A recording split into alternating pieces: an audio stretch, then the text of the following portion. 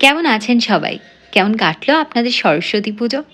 আমাদের বাড়ির ছোট্ট মা সরস্বতীকে দেখে আপনারা অনেকেই জানতে চেয়েছেন কোথা থেকে আমরা প্রতিমা আনি, কীভাবেই বা তাকে সাজাই।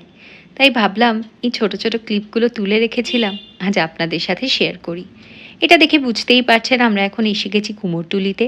আগে হ্যাঁ, আমাদের বাড়ির যে কোনো পুজোর ঠাকুরই আমরা কুমোরটুলি থেকে কিনি। কুমোরটুলিতে ঢোকার মুখেই এই যে অপূর্ব সুন্দর পিতলের বাসনের দোকানগুলো, প্রত্যেকবারই যাই আর প্রত্যেকবারই হাঁ করে দেখি, মনে হয় সব কিনে নিই।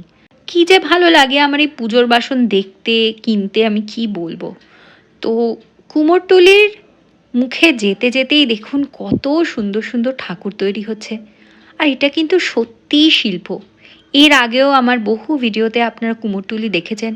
অনেকেই হয়তো বলবেন, তুমি প্রত্যেকবার কুমোরটুলি কেন দেখাও?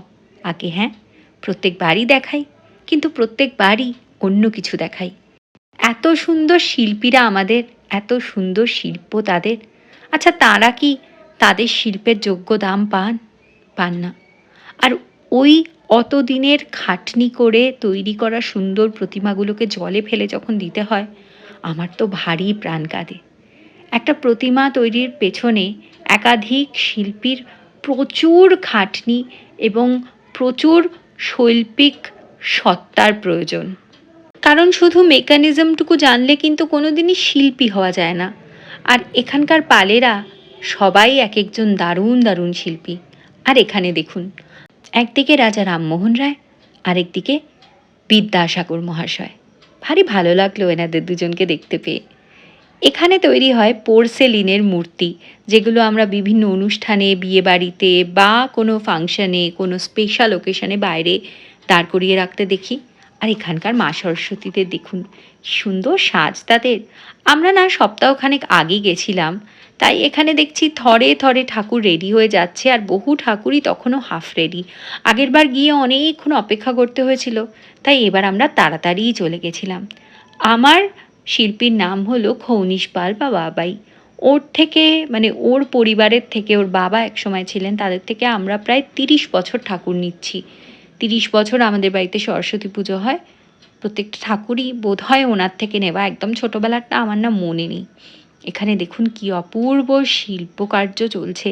এখানে মুকুট, কানের দুল, হার এসব তৈরি হচ্ছে। এগুলোও কিন্তু ওনারা নিজে হাতেই বানান, আর সেই জন্যেই এতটা সুন্দর। এক সপ্তাহ আগে গেলে কি হবে, অলরেডি ভিড় হতে শুরু হয়ে গেছে। আমি রেডি ঠাকুর খুব কমই নিই। ওই যে ঠাকুরকে দেখছেন, উনি কারোর অর্ডারের। কি অপূর্ব সুন্দর কাজ না? তাই আমি আমার মন মতো একজন ঠাকুর বেছে আমার সাথে নিয়ে যাওয়া শাড়ি ওকে দিলাম। আমি এবছর পরিয়েছিলাম হলুদ সিল্কের কাপড়। এই দেখুন পরানো হচ্ছে মা সরস্বতীর শাড়ি। আর এই যে সাব্যসাচী স্টাইলের বর্ডারের পাড়টা, সেটাও আমি বিশেষ করে মা সরস্বতীর জন্যেই কিনেছিলাম।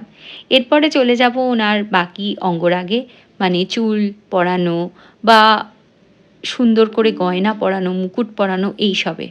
আর এই গয়নাগুলো যে আপনারা এখন দেখছেন, এগুলো আমি নিজে হাতে তৈরি করেছি মা সরস্বতীর জন্য। সব করে টোরে আলপনা দিয়ে একটু ছোট্ট করে গুছিয়ে পুজো করেছিলাম। এই পুজোটা এত বছর ধরে আমরা করে থাকি যে পুজোটা করার শান্তিই আলাদা। ছোট বড় কোনো কাজই যেমন একার পক্ষে সম্ভব নয়, এই পুজোও তেমন। এতে আমার মা, বোন, আমি এবং আমার একান্ত নাস্তিক বাবারও অনেক অবদান থাকে।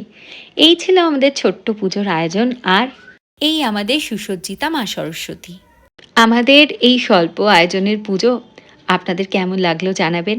আর ভালো লাগলে একটু লাইক করবেন, কমেন্ট বক্সে লিখবেন, আর অবশ্যই ফেসবুক থেকে আমার প্রোফাইলটা ফলো আর ইউটিউব থেকে আমায় সাবস্ক্রাইব করবেন। আজকের ভিডিওটা তাহলে এ পর্যন্তই। দেখা হচ্ছে আরেকটা নতুন ভিডিও নিয়ে খুব শিগগিরই। ততক্ষণে আপনার বাড়ির মা সরস্বতীকে দেখান।